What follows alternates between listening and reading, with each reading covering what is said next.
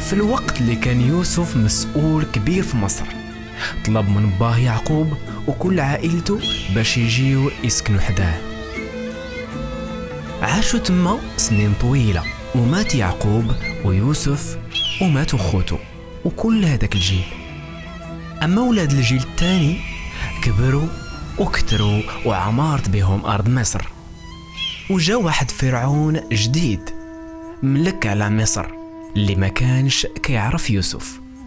خاف من العدد الكبير ديال ولاد يعقوب وقال للشعب ديالو خاصنا نديرو شي حيلة باش العدد ديالهم ما يزيدش يكتر. عندك يجي شي نهار ويتحدوا مع العديان ديالنا ويخرجونا من البلاد. وآمر فرعون باش يدلوهم بالخدمة اللي فيها تمارة بزاف، ولكن كل ما كانوا كيزيدوا يدلوهم ويكرفصوهم بتمارة كل ما كان العدد ديالهم كيزيد، وزادوا خافوا منهم كتر وكتر. داكشي علاش فرعون آمر باش يستعبدوهم ويقصحوا عليهم ويكرفصوهم. وآمر القابلات من اللي ولدوا النساء ديال ولاد يعقوب إذا كان ولد يقتلوه، وإذا كانت بنت يخلوها تعيش. ولكن القابلات كانوا كيخافوا الله وما سمعوش الكلام فرعون وما قتلوش الذكورة. وملي سولهم فرعون علاش قالوا له النساء ولاد يعقوب صحاح بزاف، ماشي بحال المصريات ديما كيولدوا قبل ما نوصلوا لعندهم. وآمر فرعون باش يسيبوا كل ولد من ولاد يعقوب في واد النيل.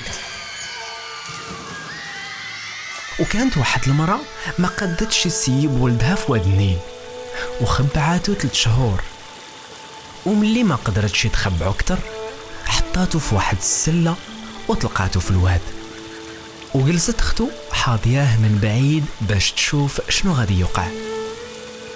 وكانت بنت فرعون كتعوم في واد النيل هي والخدامة ديالها، وشافت السلة وملي فتحتها جبرت وليد وقالت هذا ما يكون غير من ولاد يعقوب. ديك الوقيته جرات اختو لعند بنت فرعون وقالت لها واش بغيتي نعيط لك على شي مرأة اللي ترضعوا لك؟ وقالت لها واخا، ومشات وعيطت على يماها اللي هي يما هاد الولد. وقالت لها بنت فرعون ادي هاد الولد وردعو وانا نخلصك على الخدمة ديالك. وداك الشي اللي كان. وملي كبر الولد رجعاتو لبنت فرعون اللي تبناتو وسماتو موسى.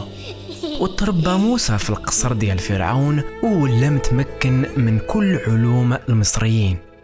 وواحد النهار مشى باش يطل على خوتو ولاد يعقوب، وشاف واحد المصري كيتعدى على واحد فيهم، وضرب موسى داك المصري وقتلو ودفنو في الرملة. والغد جبر 2 من ولاد يعقوب كيدابزو، وقال لواحد فيهم علاش كتعدى على خاك؟ وجاوبوا وشكون دارك علينا قاضي؟ واش بغيتي تقتلني كما قتلتي المصري البارح؟ وخاف موسى حيت عرف باللي الخبار داع. وملي سمع فرعون الخبار فتش على موسى باش يقتله، ولكن موسى هرب للصحراء لواحد البلاد بعيدة، وتما تعرف على واحد الراجل وتزوج بنته وولا كيسرح له الغنم.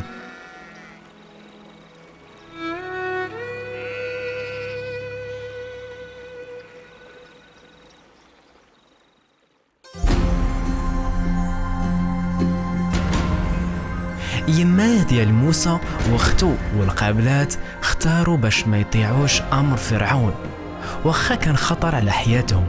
علاش؟ شنو هو الدليل اللي كان موسى كيعرف باللي اصله من ولاد يعقوب واخا تربى في القصر ديال فرعون؟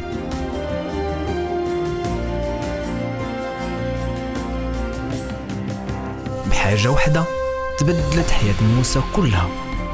وانت شنو هي الحاجة ولا الحاجات اللي بدلوا ولا قلبوا حياتك؟